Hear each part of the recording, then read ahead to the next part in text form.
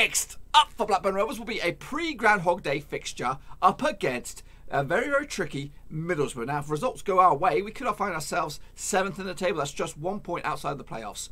So we're going to talk about that and much more. Next up for Blackburn Rovers will be a pre-Groundhog Day fixture up against a very, very tricky Middlesbrough. Now, if results go our way, we could find ourselves 7th in the table. That's just 1 point outside the playoffs. So we're going to talk about that and much more. Next up for Blackburn Rovers will be a pre-Groundhog Day fixture up against a very, very tricky Middlesbrough. Now, if results go our way, we could find ourselves 7th in the table. That's just 1 point outside the playoffs. So we're going to talk about that and much more.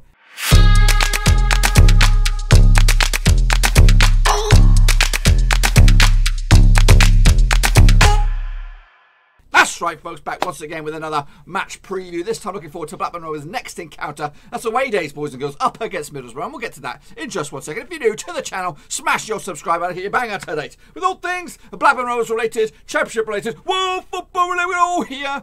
Underwater-ski. That's right, boys and girls. So, obviously, coming into this on the back of a couple of wins, that's actually turned our fortunes around now, folks. And maybe, just maybe, we can start to believe again, even without our talisman, Bradley Dacarino, that we might just be able to pull the wool over everybody's eyes and sneak into the playoffs. But anyway, before we jump into that, if you want to check out the old description down below, there are links to my other social media platforms, Twitter, Facebook, and of course, Patreon, boys and girls. If you want to check out the old Patreon, check it out. It's a way to support the channel in another way besides your viewership. Recently got a couple of new additions, so you can join that exclusive gang if you want to check out the old Patreon. But anyway, let's crack on and take a little look at the match in a bit more detail, shall we? So the match will take place right here at the Riverside, boys and girls. If I can get there. There we go. Middlesbrough are the opposition.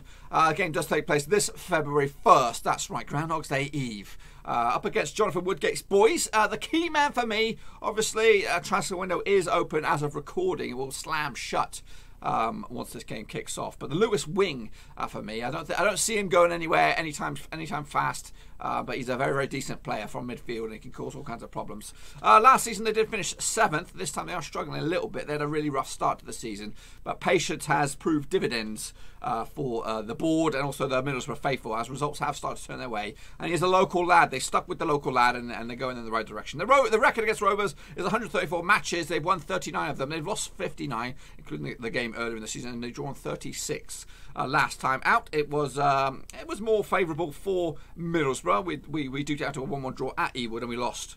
In fact, we duked it out to a 1-1 draw at the Riverside, but lost the game at Ewood Park, 1-0. Obviously, we turned that around this season, picking up the victory, and we played that game back in the 17th of August. This time out, though, it is February 1st. So let's take a look at my expected starting 11s now, shall we? Let's start with the hosts. Then we've got Piers between the sticks. Obviously, Randolph no longer a Middlesbrough player. Then we have Fry, Howson, and McNair, making up a three-man midfield, a three-man defence.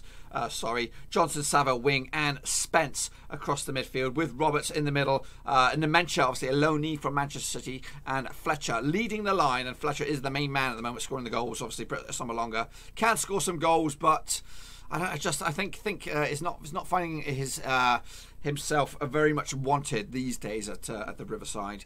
He has been touted about possibly leaving the club, maybe going to Leeds, maybe going to Forest again. All these championship clubs looking for strikers, but the things that are distracting a lot of the clubs, because Asombalonga does score goals, especially at this level, is the wages, folks. And I think Rovers were also touted with signing him a couple seasons, about 12 months ago. So I would have loved to have him at the club. I think he's an absolute nightmare for the championship defences. But that's not going to happen, I don't think, these days. Anyway, as for Rovers, walk between sticks, we're going to pretty much stay the core of the team that have won back-to-back games. But one change has been forced upon us. Walton between sticks, Bell, left-back, Belenihan, Arabayo, and Nyambe make up a back four. I'm going to still keep the holding midfield of Travis and Downing. Holtby in the middle, pulling the strings. Gallagher on the right-hand side of an attacking trio up there.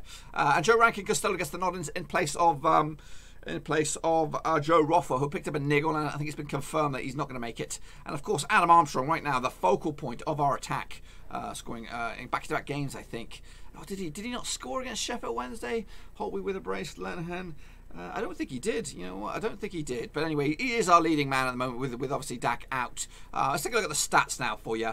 Fletcher is the main man for Middlesbrough at the moment. 8 goals this season. Sombalonga's in second with 5. McNair's got 4 and Wing has got 3. As for the discipline, Howson leads the way in an unwanted chart with 6 yellows. Savile's got 6 as well. So is McNair. Fletcher's got 5. And as for the red cards, 3 guys with red cards this season, Johnson, Savile and McNair. As for Rovers, top goal scorer is still Bradley Dak by the 1 goal. This is an all competitions and all grounds and on all sort of platforms. 9 goals for Armstrong as well, 4 goals for Gallagher and 3 for Downing. As for discipline, Lennon leads the way with 8 yellows. Bennett's got 6, Champ's got 5 and Cunningham has 4, who's no longer with us, gone back to Cardiff. And then Dacarino with the one and only red card. Let's keep it that way, shall we? Let's keep it that way. Kick it on forward. Let's take a look at some stats for you, folks. How have Middlesbrough scored their goals and conceded their goals? Let's take a look at their conceded goals. They conceded 24 through open play, 7 through set pieces, 3 big fat OGs and 2 penalties gone against them. As for goals going for them, 18 through open play, 6 through set pieces, 2 counter-attacks, 2 penalties and 1 OG. Let's take a look at their positional stats as well while we're at it. Shots received, 70% through the middle, 55% within the 18-yard box, 35 of their shots coming against them from outside the box. As for the shots coming in, 66 through the middle, 47 within the 18-yard box, 43% from the outside of the box, long ranges. So they do fancy a long-range shot or two. As for their attacking preferences, they seem to come down the right-hand side. 41% of all attacking bits and pieces come down the right-hand side, 35 down the left. And they boss the midfield, the middle third, 43% of the time when compared to their own third and their opposition third. So moving forward, let's take a look at Rovers, though. Have they scored their goals? We'll take a look at them in a minute. The goals conceded, 23 through open play, 6 set pieces, 5 penalties, 1 counter-attack and 1 big fat OG.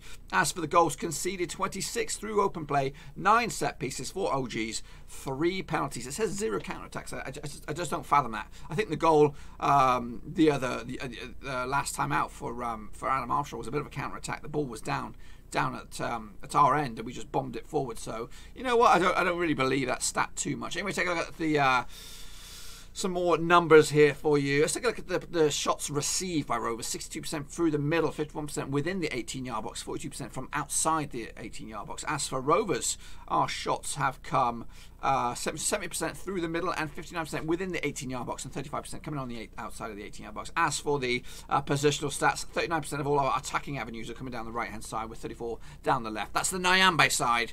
So as long as he's in the fold, we've got a major creative outlet and a very pacey outlet as well. I do love seeing him in the fold. Moving forward, let's take a look at the last 5 results for both home and away for Middlesbrough. They did beat, they drew, sorry, with Birmingham last time out. They've actually had a bit of a rest compared to us. They had no FA Cup game. So they didn't play midweek, so they've had a good old time to rest and recuperate, maybe get some more bodies over the line. So they drew with 1-1 with Birmingham and the Riverside last time. They did lose to Fulham the last away day. They also lost to Spurs, drew with Derby 2-2 at Riverside, and also drew with Tottenham as well. So the past 3 games at the Riverside has been draws, so maybe that's some food for thought for Rovers. As for Rovers, we did beat QPR and Sheffield Wednesday back-to-back. We also drew with Preston North End, losing to Birmingham and Nottingham Forest. 2 games, and I thought it was a little bit unfair of us. I think we could have we should have really taken Birmingham to a replay, which would have been unwanted. Would have added potentially another 2 games to our tally. So maybe it's worked out for the better for us. Moving forward to the next 5 fixtures, we'll take a look at that in a second. Let's take a look at the rest of the form book. I'm throwing a bit of a mixture here. So the last home and away games, we'll take a look at Middlesbrough's home form heading into this. Unbeaten at home in the last 6, 3 wins, 3 draws, but most importantly, for Rovers' point of view, the past 3 games at home have been draws. But before the 3 draws that we already mentioned, they did beat Huddersfield, did beat Stoke, and they did beat Charlton. 3 teams down the bottom end, which is massive for Middlesbrough. Obviously, they want to get themselves up and at them. As for Rovers, though, 2 wins at the past 6 for them away from home, including victories against Sheffield Wednesday and Bristol City. We also drew with Swansea City, but lost against Birmingham, Forest, and Huddersfield away from home. Let's take a look at the situation that is the form table at the moment in the Championship. Nottingham Forest lead the way, 14 points out of a possible 18. Middlesbrough up to 5th, though. This is both home and away. Rovers, we're down into 10th at the moment, picking up 8 points in the possible, what did we say, 18 points? Something like that. Unbeaten in 3, just 2 defeats of the past 6 for Rovers. Middlesbrough without a win in 3 matches as well. So they were on a nice run, but maybe their form is coming back down to earth to represent more along the lines of their situation in the table. Rovers are into 10th spot, which is their league position, which is about right. Let's take a look at the home form though. Middlesbrough, this is the numbers that that concern us a little bit. They do come into this. This must be league only. Unbeaten in at least 6 games in the championship at home. So picking up 14 out of possible 18 points. Rovers also doing well at home, but that doesn't really concern us this weekend because we're playing away. We've got 12 points so far. Brentford are still the form team up top. But they did lose last time out. So I think it was against Forest, wasn't it, on the weekend? Let's look at the away form. Rovers, though, this is it. This is very, very interesting. Our away form is pretty savvy. Second best, or joint second best, in the division at the moment, with alongside Sheffield Wednesday and Leeds. Forest top the charts with 1 point better off than us. So Middlesbrough doing very well at home. Blackburn Rovers doing very well away. So smells like a draw, folks. Smells like a draw. Middlesbrough, if you're interested, their away form is down here in 14th with 7 points on the board. So let's take a look at the next 5 matches coming at you for Middlesbrough. Obviously Rovers this weekend. Then they take on. Brentford away, Wigan away as well. So back-to-back away games before a sort of home banker, really. A very, very massive game against Luton to get 3 points back to the Riverside. And then Barnsley as well. So 2 teams. Actually, the last 3 games of this succession are 3 teams down the bottom. Win those. And I'm sure Middlesbrough will be flying high and looking forward to next season already. As for Rovers, we have a small part in the discussion for top 6, I would say. Top 10 at the moment, just 4 or 5 points adrift of those illustrious playoff spots. Obviously Middlesbrough this weekend, Fulham next, that's at Ewood Park, and it's Hull City, so 2 games that we need to win there. Then it's Charlton and Brentford away. Very, very difficult to see what we can get out of those. Moving forward, let's take a look at the last 5 or 6 games between the 2 sides. It actually favours Rovers both home and away. Obviously, we beat them earlier in the season, a 1-0 win. Danny Graham from the spot, massive goal there. But last season, it was a 1-1 draw. Besic get himself sent off nice and early. Charlie Mulgrew with the resulting free kick. I don't know if he'll have anything to say in that, but there he is, Britt Sombalonga on the score sheet on that occasion. So it's just the 1 win for Borough out of the past 6. 2 wins for Rovers, obviously, last time out, and a 2-1 win back in 2016. Hope Akpan and Big DG on the score sheet. Maybe we see DG scoring again. We'll have to wait and see. Let's take a look at the last 6 at the Riverside. It's more favourable for Middlesbrough, picking up 1 win out of the past 6. Between the 2 sides at the Riverside, but the 5 other games have been draws. So Rovers like a draw here, going all the way back to 2009 in the Premier League. It was a 0-0 draw. The one and only victory for Middlesbrough was back in 2012. That's a good 8 years ago now, maybe 7 or 8 years since Middlesbrough did beat us at their own turf. So we'll like to see what goes on that one then, shall we? Kicking off forward, take a look at some of the characteristics, both the strengths and weaknesses for both sides here. Middlesbrough's strengths, creating chances through balls, scoring chances and counter-attacks. They also like to protect their lead, which is a weakness of Rovers. As for the weaknesses for Middlesbrough, aerial duels, defending against attacks down the wings. Give me a minute here while I get rid of that noise. Defending against skillful players and finishing scoring chances as well. Their style of play is attempting through balls, often taking long shots and a lot of long shots as well. Crosses often, attacking down the right. Opponents play aggressively against them, playing in their own half and being very aggressive themselves. As for Rovers' strengths, creating long shot opportunities, defending set pieces, create chances through balls, and finishing scoring chances. Our weaknesses are avoiding offside and protecting the lead. We play out wide, also down the middle, rotating the first 11, and we're a little bit non-aggressive according to WhoScored.com. Let's take a look at the the top teams out in the championship in various categories. Possession still bossed by Leeds. With an average of 59.9% possession per game. Fulham are not far behind though, 59.5%. Then it's Brentford, West Brom and Swansea. Occupying the top 5. Most aggressive sides in the division. Barnsley still lead the way, 68 yellows, 1 red. QPR, Charlton, Derby and Huddersfield make up the top 5. Aerial duels won. There's Rovers in there in 4th spot. West Brom though lead the way, 56% of all aerial duels won. Birmingham 2nd, Millwall 3rd, Rovers 4th, which is an absolute a good stat for us for a change. Brentford are in 5th. Shots per game, Leeds lead the way, 16.5%, 16.5 shots per game on average. They've just added a striker as well to the mix. Brentford, Barnsley, Fulham and West Brom make up the top 5. Pass accuracy, Fulham lead the way, still 84.6% passes reach their intended target. West Brom 2nd leads 3rd, Brentford 4th and Swansea 5th. And then there's the ratings, which is all opinion-based, not numbers-based. This is the table as it stands at the moment. Leeds lead the way, 55 points on the board. West Brom are second, Forest third, Fulham fourth, Brentford fifth, and Bristol City are sixth with 47 points.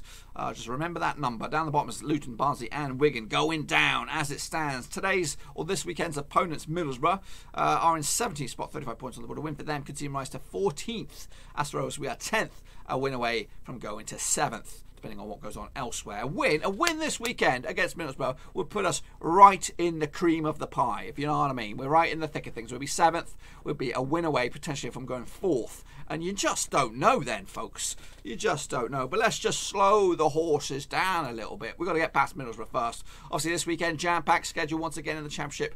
2 games on Friday, Derby against Stoke, Cardiff against Reading. Then another jam-packed schedule on Saturday, Hull against Brentford, Leeds against Wigan, Sheffield Wednesday against Millwall, Fulham against Huddersfield, Charlton against Barnsley, West Brom against Luton, Preston against Swansea, that's a belter right there, QPR against Bristol City, and Birmingham against Forest. And a slam-pack schedule. Now, if you are a number cruncher, obviously the game of the weekend is at Riverside, Middlesbrough against Blackburn Rovers. These are the numbers. If you're a number cruncher, top goal scorer is Mitrovic. He appears not to have scored for a while, as has Watkins, giving the chasing pack a chance to catch up with him. Graben's in 3rd spot there with 16 goals alongside Bowen. Grant's up there with 13 goals. Wells no longer with the club. Could be off to Bristol City. We'll have to wait and see on the transfer when the slam shuts. Bamford's up there. For Leeds, who will now have some competition with Augustine arriving. Fletcher, Mbembo, and Djukowicz up there in the top 10. As for the most assists, Eliasson leads away with 11. Pereira's got 10. Wallace has got 9. Brown's got 8. And Baddy Bannon, with 7. Yeah, and I think that's it. I think that's your lot, I think. Is it? It is, boys and girls, it is. So, can Blackburn Rovers pick up yet another win this Groundhog Day Eve up against Middlesbrough?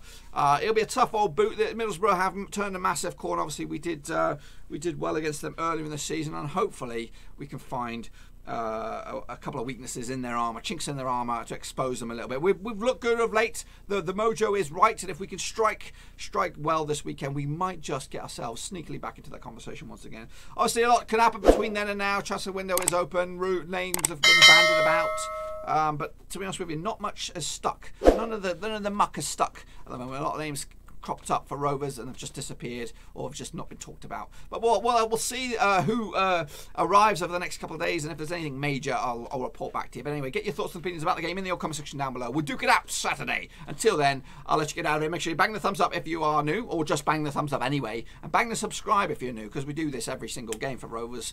Next up, who was it? Who was next up? Fulham, I think. So we got that one to look forward. Anyway, until I see you all again, smash the thumbs up, smash the subscribe, and I'll see you next time. Thanks again for watching. Please like, share, and most importantly, hit the subscribe button to keep you bang up to date with all things Blackburn Rovers related, Championship related, football related. We've got it all covered right under one roof. And while I still have you, please be sure to check out some of the old videos scattered along here. I hope.